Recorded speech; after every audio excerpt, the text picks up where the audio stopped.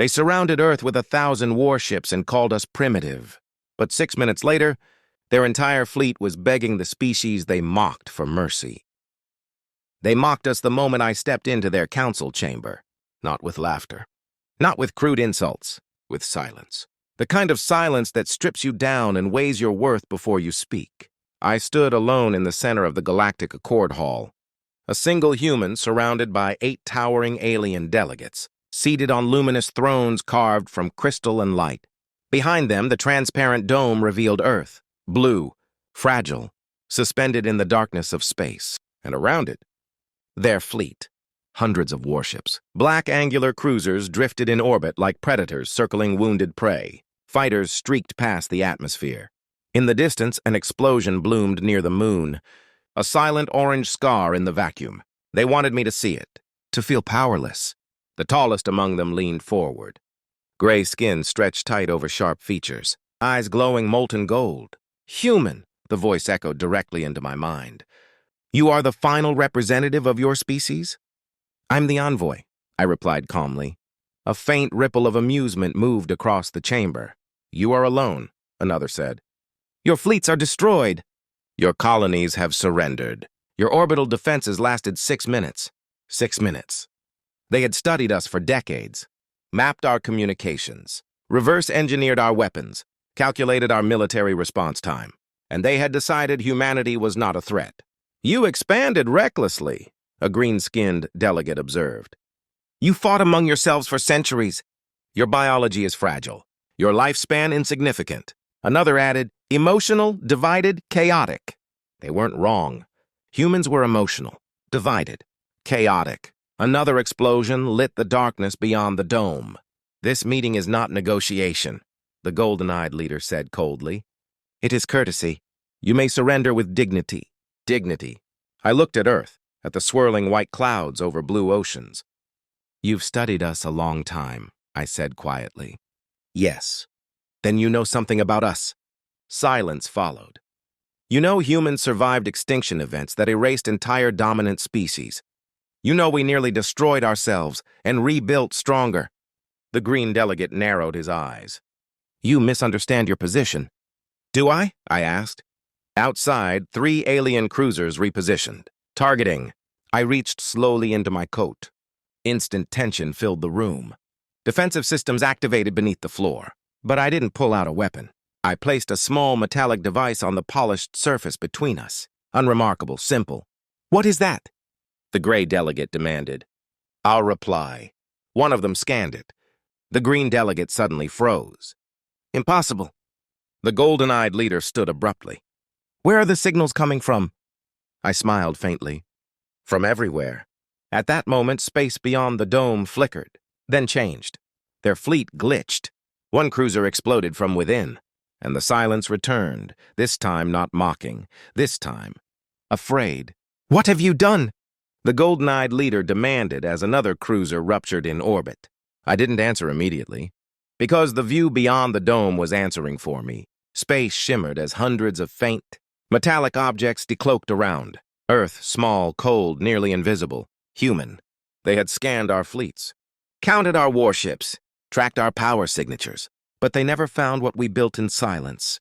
The swarm, autonomous, self-replicating, AI-coordinated, micro-drones hidden in asteroid fields, buried in lifeless moons, drifting cold in the dark for years. Dormant, waiting. Their fleet began to convulse. Fighters spiraled out of control. Capital ships lost power. Shield arrays overloaded. You were monitored. The gray delegate snapped. We would have detected this. You saw what we wanted you to see, I replied calmly. Another alien cruiser detonated, tearing itself apart. You hacked our systems? The green one asked, disbelief shaking his voice.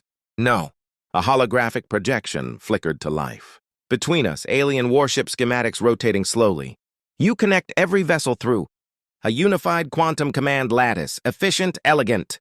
The golden-eyed leader's expression darkened. And vulnerable, I finished. That network is shielded from external intrusion.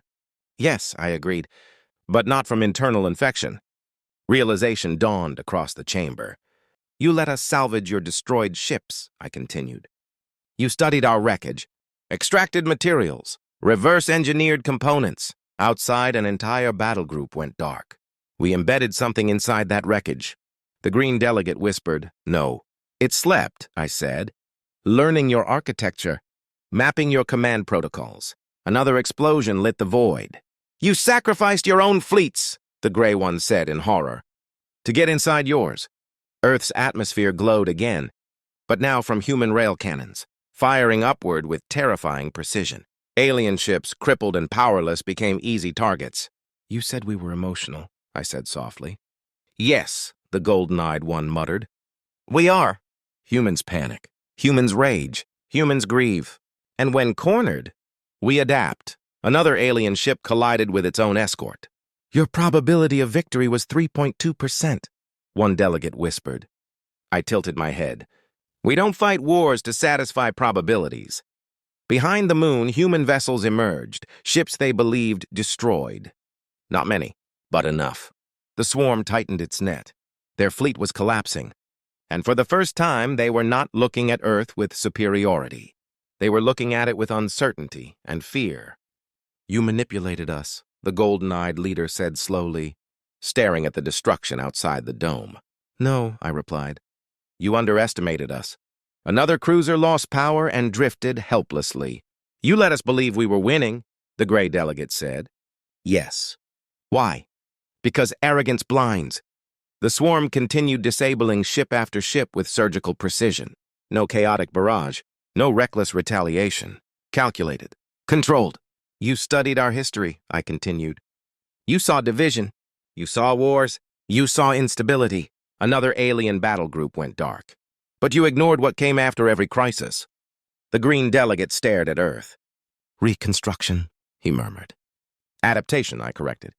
Human ships moved into orbit, securing disabled alien vessels. "You believed emotion made us weak," I said. "It makes us persistent." The golden-eyed leader's voice softened. "You planned this for 57 years. Silence. You prepared for a war we had not yet declared." "We prepared for the possibility." Outside, the final primary cruiser shut down completely. Earth rotated peacefully again, its atmosphere glowing softly under the rising sun. The alien fleet, once overwhelming, now drifted powerless. "You can still surrender," I said.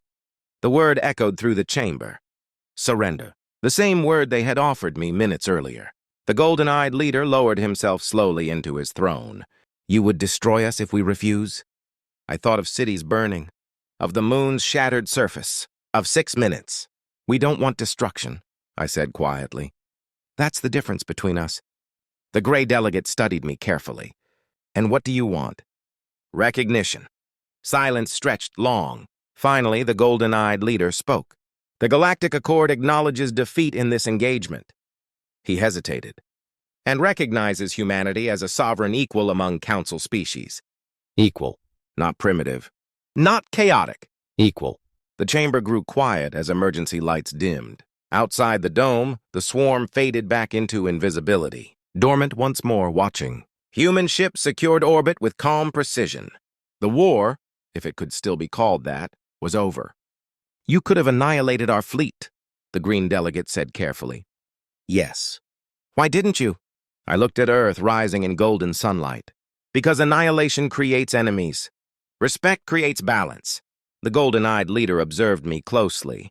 "You are not what we calculated." "No," I said softly. "We never are." They had studied our biology, measured our muscle density, our bone fragility, our limited lifespans.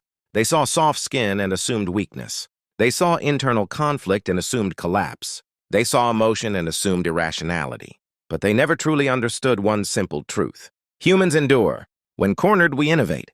When mocked, we prepare. When threatened, we evolve. The gray delegate finally spoke. "We misjudged your species." "Yes," I answered. "You did." He nodded slowly. "This will change the balance of the galaxy." "It already has." Outside, Earth turned peacefully beneath the sun. The scars in orbit would fade. The debris would be cleared. The swarm would sleep again. Insurance. As I turned to leave, the golden-eyed leader called out, "Human." I paused. Was this truly about survival? I looked back at him. No. His eyes narrowed slightly. It was about making sure no one ever sees us as prey again. Silence. Behind him, the vast emptiness of space stretched endlessly. They had come expecting surrender. They had expected fear. Instead, they learned something far more dangerous. Humanity does not break quietly. Every time someone in history believed we were finished, that was the moment we became unstoppable. And now the galaxy understood. They mocked us. Big mistake.